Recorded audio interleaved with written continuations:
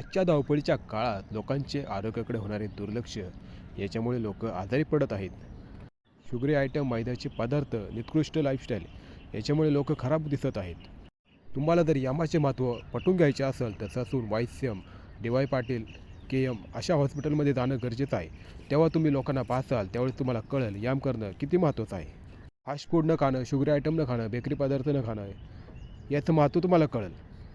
वेळेत झोपण्याचं, वेळेत उठण्याचं महत्त्व तुम्हाला कळेल. महाराजांच्या मावळ्यांच्या काळात अशी ताकद होती ती आजच्या लोकांना दिसत नाही. आजची लोक हाईट कमी आणि वजन खूप जास्त झालं आहे. इंडियन जेनेटिक जगातील सगळ्यात खराब जेनेटिक्स मानली जातात. आफ्रिकन, जपानी, युरोपियन, अमेरिकन ही जेनेटिक जगातील सगळ्यात चांगली जेनेटिक्स असतात. याचं कारण आपल्या देशातील लाईफस्टाईल सगळ्यात खराब आहे. आपल्या देशात सगळ्यात जास्त प्रदूषण आहे, त्याच्यामुळे आपलं जेनेटिक्स सगळ्यात खराब जेनेटिक्स आहे.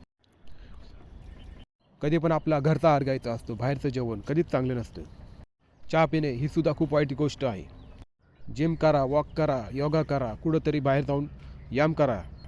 शरीराची काळजी घ्या. शरीर आपलं मंदिर आहे, देवाने दिलेलं आहे. आज शहरी लोकांच्या तब्येती चांगल्या नाही, पण आजही गावातील लोकांच्या तब्येती चांगल्या आहेत. याचं कारण म्हणजे शुद्ध हवा. जगातील सगळ्यात मोठी संपत्ती आपली शरीर संपदा आहे.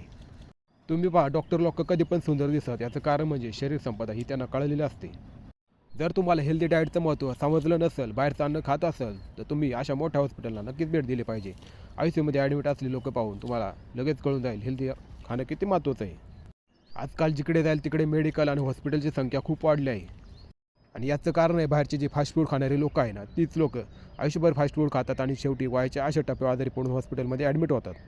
रात्रभर जागे राहतात, त्याच्यामुळे लवकर उठत नाही, शरीर खराब होतं. हॉस्पिटलची बिलं फाडण्यापेक्षा चांगला डाएट घ्या, तिथे पैसे खर्च करा. जुन्या काळात 100 वर्षापर्यंत माणसं ठणठणीत जगत होती. 120 वर्षापर्यंत आयुष्य होतं. पण आता आयुष्य 60 वर्षापर्यंत सुद्धा नाही. कधी काय होईल सांगता येत नाही. परंतु जोपर्यंत आपण जिवंत आहे तोपर्यंत आपल्या शरीराची काळजी घेणं खूप महत्त्वाचं आहे. शरीराची काळजी घ्या मित्रांनो. तुम्हाला शेवटचं सांगतोय, पटत नसेल तर मोठ्या मोठ्या हॉस्पिटलला भेट द्या. पुढल्या दिवशीपासून तुमच्या परिसरात कोणीच व्यायाम करणारा नसू द्या, पण तुम्ही एकटा व्यायाम करा. त्यांना दाखवून द्या उत्तम शरीर काय असतं.